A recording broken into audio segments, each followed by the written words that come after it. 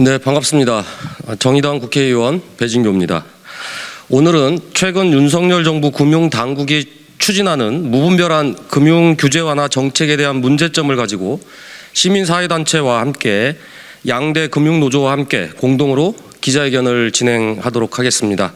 앞서 이야기 드린 대로 지난 7월 19일 금융위원회는 금융규제혁신위원회를 출범하면서 4대 분야 9개 주요 과제 36개 추진 과제를 선정해서 추진하겠다고 발표했습니다. 이번 규제혁신 추진 방향의 주요 내용은 오로지 금융회사와 대기업들의 이익을 어떻게 만들어 줄 수 있느냐라는 고민의 산물인 그 이상 이하도 아니었습니다. 금융소비자인 국민을 지키고 금융산업의 안정성을 지켜온 기존의 금융규제를 마치 규제 자체가 악인 것처럼 규정하고 무분별하게 완화 후퇴시키려 하고 있습니다.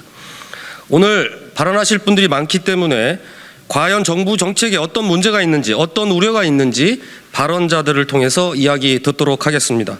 먼저 홍익대학교 경제학부 전서인 교수님 모셔서 이번 규제 완화 정책 중 포함된 금산분리 규제 완화의 문제점과 그리고 전반적인 제도 완화 우려에 대해서 들어보도록 하겠습니다. 국민 여러분 안녕하십니까? 오늘은 윤석열 정부가 너무나 성급하게 추진하고 있는 금융규제 완화 정책의 문제점 관련해서 말씀드리고자 이 자리에 섰습니다. 지난번 제1차 금융규제 개혁 회의에서 나왔던 업계의 소원 수리 상황은 단순히 금융업의 소원 수리 상황이라기보다는 그 뒤에 저는 재벌의 이해관계도 있다고 생각합니다. 물론 은행과 같은 이제 거대 금융회사의 경우에는 자체적인 소원 수리 상황도 있습니다. 예를 들어서 문재인 정부에서 원칙 없이 무모하게 추진했던 금융규제 샌드박스의 영속화 문제도 있고 또 하나는 마치 이명박 정부 초기 때 있었던 은행과 은행지주회사 또는 금융지주회사에 대한 금산분리 규제 완화가 재현되는 것은 아닌가라는 의심이 들 것 같은 내용, 예를 들면 비금융자회사, 즉 산업자본자회사를 가질 수 있게 해달라라는 내용이 저 먼 곳에 한 구석에 들어가 있는 것을 보고 경악을 했습니다. 그 다음에 이번에 나온 금융규제 완화의 밑바닥에 깔려있는 논거가 하나는 기울어진 운동장을 평평하게 하겠다. 또 하나는 금융혁신으로 먹거리를 창조하겠다. 이런 것인데 먼저 기울어진 운동장론을 보면 이런 말이 나온 배경은 문재인 정부에서 무분별하게 추진했던 네이버와 카카오에 대한 특혜 부여 때문입니다. 그렇기 때문에 금융권이 부분적으로 화가 난 것은 이해하지만 이 문제에 대한 올바른 해결은 네가 나에 대해서 특혜를 가졌으니 나도 너에 대해서 특혜를 가지겠다 이런 것이 아니라 문재인 정부에서 일어났던 네이버와 카카오에 대한 특혜 부여가 과연 적절했나, 또 지금 현재 정무위의 시한폭탄으로 계류되어 있는 전자금융거래법 개정안이 어떻게 처리되어야 하는가, 이런 것에 대한 적절한 평가가 우선입니다.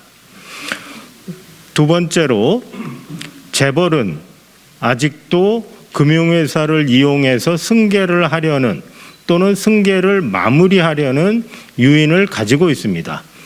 SK 같은 경우 끊임없이 금융지주회사 또는 공정거래법상 지주회사 제도의 완화를 요구합니다. 거기는 승계가 끝나지 않았습니다. 삼성 같은 경우에는 얼기설기 승계를 우기고 있습니다만 아직 금융지주회사로의 전환이 완전하게 이루어지지 않았기 때문에 추가로 규제 완화를 요구해야 할 부분이 있을 것으로 생각됩니다. 따라서 이번 금산분리 규제 완화는 단순히 금융혁신의 문제가 아니라 재벌의 승계와도 관련이 되어 있다.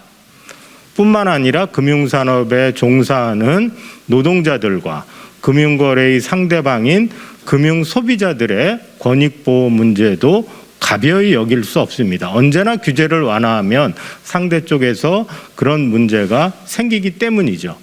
그런데 이번 금융규제 혁신회의의 구성원을 보면 과연 그 구성원에 무분별한 규제 완화의 문제점을 지적할 수 있는 금융산업 종사자, 노동자들 대표가 들어가 있느냐, 또 금융소비자의 권익을 요구할 만한 소비자 대표가 충분하고 유효하게 들어가 있느냐, 이런 문제도 생각하지 않을 수 없습니다.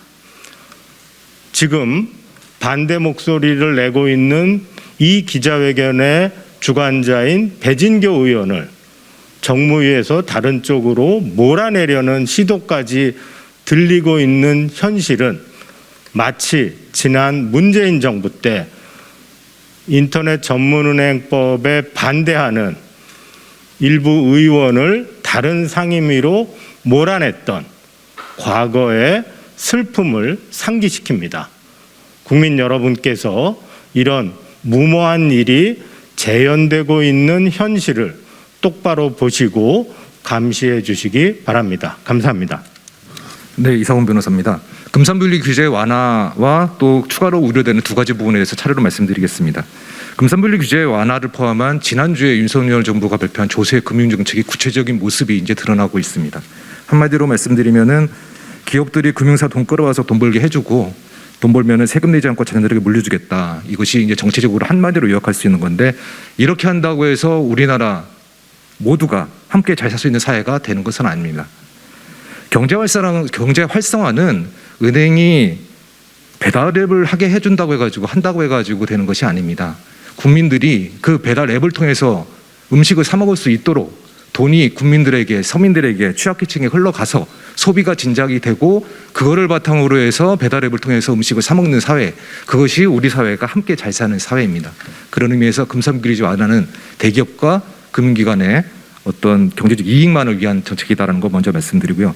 추가로 두 가지 부분에 대해서 우려가 되는 게 더 있습니다. 하나는 신용정보의 악용 위험성과 두 번째는 금융기관의 건전성 악화 위험성입니다. 첫 번째, 신용정보의 악화 위험성은 금융기관이 보유하고 있는 신용정보는 의료정보와 함께 굉장히 개인의 내밀한 정보입니다. 그래서 개인정보법과 별개로 신용정보법을 표해서 별도로 강한 보호를 하고 있습니다. 근데 그럼에도 불구하고 금융혁신안에 따르면은 금융기관들이 여러 가지 자회사 진출이라는 이런 걸 통해 가지고 일반 기업과 함께 지분율도 달리하고 또는 아니면 다자간 기업 합작 투자 둘, 셋, 넷, 다섯 이런 식으로 다양한 형태로 합작 투자 회사를 거느릴 수 있고, 그렇게 될 경우에는 금융기관이 보유하고 있는 신용정보, 그 신용정보를 강하게 보호하는 현행 법체제는 무너질 수밖에 없습니다. 현재도 개인정보 보호는 충분하게 보호를 못 받습니다. 대표적인 것이 입증이 어렵고, 두 번째는 소액의 배상금입니다. 그래서 개인정보 보호도 제대로 안 되는 상황에서 신용정보 법체계를 무너지는 이러한 규제 완화 같은 경우에서는 결국 국민들의 신용정보가 악용될 위험성이 높아진다. 두 번째 문제점입니다. 마지막의 문제점은 금융기관 건전성 악화 위험성입니다. 현재 규제 완화 같은 경우는 금융기관을 하여금 시장에서 플레이어로 많이 활용해서 위험성 있는 어떤 사업을 하도록 하는 건데, 대표적으로 눈에 띄는 게 가상자산업입니다. 가상자산업, 코인업과 같은 가상자산업은 굉장히 변동성이 높고 위험성이 높다는 것은 대부분의 국민들이 인지하고 있는 사실입니다. 근데 그럼에도 불구하고 최근에 가상자산업과 은행계에서 계속적으로 가상자산업에 은행이 진출해 달라라고 요구를 해왔습니다. 그 이유는 그런 위험성 있는 그런 산업 분야에 있어서 은행이 가지고 있는 장점 두 가지가 있습니다. 신뢰감과 안정성. 은행이 하고 있으면은 신뢰를 하고 국민들이 신뢰를 하고 안전하다라고 믿는 그 신뢰감. 그거를 이용해서 변동성이 높고 위험성이 강한 산업에 진출하기를 계속적으로 요구해왔습니다. 그렇지만 현재 지금 금융기관 같은 경우도 내부의 통제조차 굉장히 미흡합니다. 횡령사고 발생하고 그리고 펀드 돌려막기도 하고 있는 그런 것도 발생하고 있습니다. 반면에 금융감독체제는 굉장히 미흡한 상황입니다.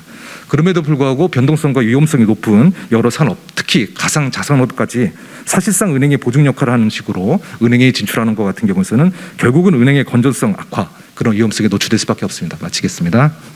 네, 전국금융사업노동조합위원장 박홍배입니다. 윤석열 정부 출범 이후 민생 안정과 규제 완화를 주요 내용으로 하는 금융부문 정책들을 살펴보면 현장 의견 수렴 등 공론화 과정을 거치지 않은 정책의 한계를 그대로 드러내고 있습니다. 먼저 금융부문 민생안전과제 추진계획은 그야말로 관치금융 논란을 정부 스스로 자초한 정책입니다. 코로나19 상황을 감안해서 취약계층을 두텁게 보호해야 하고 그 중심에 금융산업이 역할을 해야 함은 그 누구도 부정할 수 없습니다. 그러나 정책 감독 당국의 수장이 언급한 이자 장사, 대출 금리 인하 논란과 이번 규제 완화 발표는 윤석열 정부의 부실한 금융정책 철학을 그대로 보여준다고 생각합니다. 그것은 한마디로 생색낼 일이 있으면 팔 비틀어서 생색내고 그만큼 재벌과 금융자본의 민원도 들어준다입니다. 금융부문 민생안정과제 추진계획은 겉으로는 은행 자율 지원을 강조하면서도 제도가 시행되기도 전에 금융당국이 90에서 95% 수준의 상환유예, 60에서 90% 수준의 원금 감면이라는 일종의 가이드라인을 제시하고 이를 제대로 이행했는지 확인하기 위해 점검단까지 가동하겠다고 밝혔습니다. 이게 관치금융이 아니면 무엇이 관치금융이겠습니까? 금산분리 완화로 대표되는 금융규제 혁신 추진 방향과 관련해서 더 큰 우려를 표하지 않을 수 없습니다. 금융산업 그중에서도 은행업은 고객의 예금을 기반으로 대출, 투자 등이 이루어지는 특성과 고객과 은행 간 정보 비대칭, 특정 금융기관의 부실이 다른 금융기관으로 이전되는 금융 시스템, 그리고 그로 인해 리스크가 실물 경제로까지 전이되는 시스템 위험 때문에 규제가 필연적인 산업입니다. 금융, 비금융 간의 일부 업무 영역 조정 및 융합이 필요하다 하더라도 면밀한 검토와 기시행된 금융규제 샌드박스에 대한 평가 등이 우선되어야 합니다. 금융회사들과 협회들의 민원을 들어주는 식의 퍼주기식 규제 완화는 과거 저축은행 사태, 부실 사모펀트 사태와 같은 또 다른 금융사고 재앙을 초래할 위험이 높습니다. 금융노조가 금융회사들의 이익단체인 협회장 출신의 금융위원장 임명을 반대한 이유도 이와 무관하지 않습니다. 지금은 준금융위기 상황입니다. 정부와 대통령은 금융사들의 건전성 점검 등 기존 규제 시스템이 제대로 작동하는지부터 면밀히 검토하고 금융회사들이 실물 부문 지원이라는 금융산업 본연의 역할을 보다 집중할 수 있도록 지원해야 할 때입니다. 빅테크, 핀테크 규제 역시 마찬가지입니다. 그들의 요구만을 반영한 섣부른 규제 완화 역시 제2의 머지포인트 사태를 불러올 수밖에 없습니다. 빅테크 등 산업자본의 금융산업 진입에 대한 규제 체계상 미비점이 없는지 점검하고 정비하는 것이 우선입니다. 정책 감독 당국이 지금의 경제, 금융위기 극복 외에 더 신경 쓸 여력이 만약에 있다면 금융 소비자 보호를 위해서 3년임, 4년임이 당연시되는 금융지주회사 지배구조 문제의 개선, 지방은행 육성 방안, 국책은행의 지방이전 논란의 문제점, 그리고 해외에는 있고 국내에는 없는 은행 점포 규제 방안 등을, 점포 폐쇄 규제 방안 등을 고민하고 답을 내놓아야 할 것입니다. 이상입니다. 네, 사무금융노조 위원장 이재진입니다. 앞서 우리 전성인 교수께서 잠깐 언급하셨는데요. 그동안 우리 정의당 배진교 의원께서 정무위에서 활발한 금융개혁과 발전을 위해서 노력을 해주셨습니다. 그런데 거대 양당이 비교섭 단체라는 이유 하나만으로 정무위를 요청했음에도 불구하고 다시 국방위로 보내는 그런 어떤 폭거를 자행했습니다. 정말 개탄을 금할 수 없다는 말씀 먼저 드리면서 말씀드리도록 하겠습니다. 지금 세계 주요국들은 심각한 인플레이션으로 금리 인상과 양적 긴축이 급격하게 추진되면서 경기 침체의 우려를 골머리를 앓고 있습니다.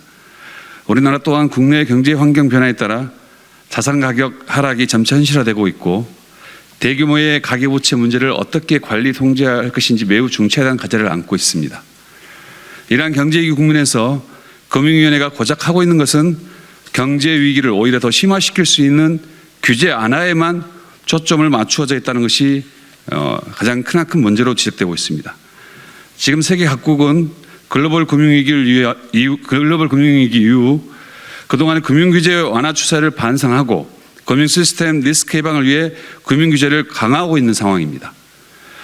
해외 사례를 보면 미국은 2010년 재무부, 중앙은행, 감독기구 등이 참여하는 금융안정감시 협의회를 신설해서 금융감독 권한을 더욱더 강화해서 수행하고 있습니다. 또한 영국은 2009년 은행법을 통해 영남은행에 금융안정 책무를 부여하였으며 12년과 2016년에 그 서비스법을 다시 재개정하여 금융감독 기능을 중앙은행으로 일원화한 바가 있습니다. 우리나라도 2011년 9월 한국은행법을 개정하여 한국은행의 고용안정 책무를 명시적으로 부여하긴 했지만 년 2회에 금융안정 보고서를 작성하는 것 외에는 금융안정을 구현할 그 어떠한 정책적 수단도 주어지지 않은 것이 현실입니다. 하다못해 금융기관을 한국은행이 단독으로 조사할 권한마저 없다는 것이 우리나라의 중앙은행의 현실입니다. 금융규제혁신위원회 구성도 문제입니다. 민간인으로 선정된 전문가들 대다수가 자본과 업계의 요구를 대변하는 사람들입니다. 금융규제혁신위원회 의장이 박병원 전 경청 총장, 명예회장, 그리고 세계 최대 사모펀드 운영사인 블랙스톤의 한국법인 하영구 회장, 그리고 이종구, 김현장 변호사 등이 위원으로 지금 참여하고 있습니다. 정작 현장을 가장 잘 알고 있는 노동자들이나 금융 소비자들이 단 한 명도 포함되어 있지 않다는 점에서는 가장 크나큰 문제라고 지적할 수밖에 없습니다. 그래서 저는 금융규제 혁신할 것이 아니라 당장 금융위원회부터 혁신해야 한다라고 주장할 수밖에 없습니다.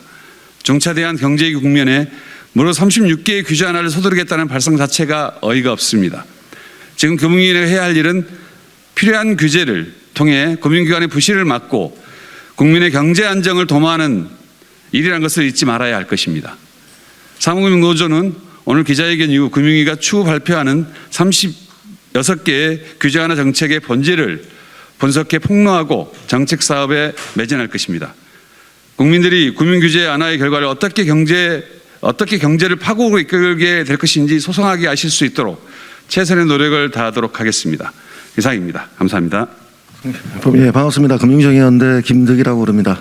얼마 전에 세제개혁이 발표되었는데 근로소득자는 쥐꼬리만큼 세제 혜택을 주고 대기업 재벌들은 슈퍼 감세를 했습니다. 그런데 그것도 부족해서 일가 몰아주기 완화, 상속 부분 완화, 그것도 부족해서 금산분리 완화해서 삼성은행, SK은행을 출범을 가동하게끔 금산분리를 완화하겠다고 합니다. 이거조차 부족해서 공정거래법을 완화해서 재벌들의 처벌 행위를 제외하고 있다고 합니다. 금융소비자 문제는 전혀 없습니다. 혁신해서. 저축은행 사태를 여러분들 기억하실 겁니다. 상호저축은행법에 있었던 상호를 떼기 위해서 저축은행들은 수많은 로비들을 하고 성공합니다. 상호자를 떼고 마치 제1금융권 저축은행처럼 만들어주고 88그룹을 만들고 PF 대출을 완화 지원해 주었습니다. 그 결과는 폭탄이 터졌습니다. 저축은행이 부도가 나고 직업정지가 당하고 서민들은 금융소비자들은 억울해서 돌아가신 분도 있고 지금까지 피해가 완벽하게 회복되지는 않고 있습니다. 십몇 년이 지났는데도 불구하고. 그걸 추진했던 게 금융위원회였습니다. 혁신의 이름이었습니다. 규제 완화의 이름이었습니다. 2015년도 사모펀드 완화는 어떻게 시작되었습니까?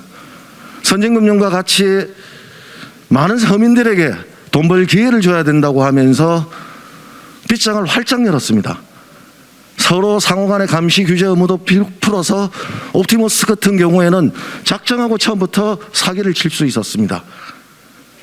미국이 망하지 않으면, 이탈리아가 망하지 않으면, 영국이 망하지 않으면, 독일이 망하지 않으면 안전한 상품이라고 금융회사들은, 은행들은 이야기하면서 고객들을 사탕 발림 영업을 통해서 그 피해를 끼치게 되었습니다. 라임, 오티머스, 디스커버리, 이탈리아 헬스케어 펀드.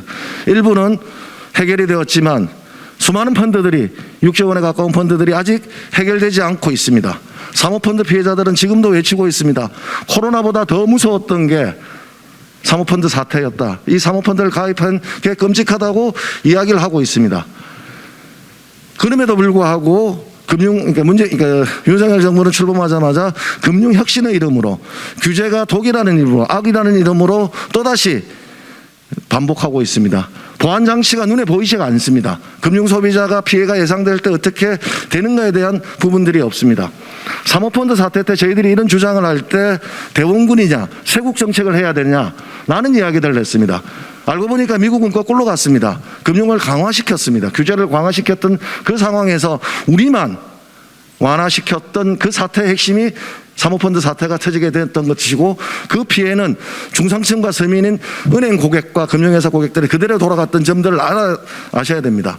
그래서 윤석열 정부에게 지금 당장 있는 것들은 중단하시고 금융 소비자가 어떻게 할 수 있는지에 대한 부분, 그리고 보안 장치까지 돼야지만 제2의 사모펀드 사태, 제2의 저축은행 사태를 막을 수 있다. 이 말 분명하게 드리겠습니다. 감사합니다. 규제 완화 정책을 추진하는 것이 이번이 처음은 아닙니다. 지난 2011년 저축은행 사태, 2020년부터 이어지고 있는 사모펀드 사태 모두 바로 금융규제 완화로 비롯되었다는 사실을 우리 국민들은 모두 잘 알고 있습니다. 윤석열 정부는 또다시 금융규제 완화 카드를 빼들었습니다. 정부는 4차 산업화와 디지털화에 대응하고 금융산업의 미래 비전을 위해 새로운 산업으로 진출을 허가해 줘야 한다고 합니다. 그러나 금융회사가 핸드폰을 팔고 음식을 배달하는 서비스를 제공하는 것이 과연 금융산업의 미래와 무슨 관련이 있는 것인지 묻지 않을 수 없습니다. 금융위원회는 정책 제안과 결정의 권한을 가진 규제혁신회의 구성원부터 민주적으로 다시 꾸리고 업계의 요구만을 반영해 무분별하게 선정한 추진과제를 전면 재검토하시기 바랍니다. 배진교 의원실과 시민사회단체, 양대 노총은 윤석열 정부의 금융규제 완화 정책에 대응하기 위해 향후 정책 토론회도 진행할 예정이라는 것을 알려드리겠습니다. 이상 기자회견을 모두 마치겠습니다. 감사합니다.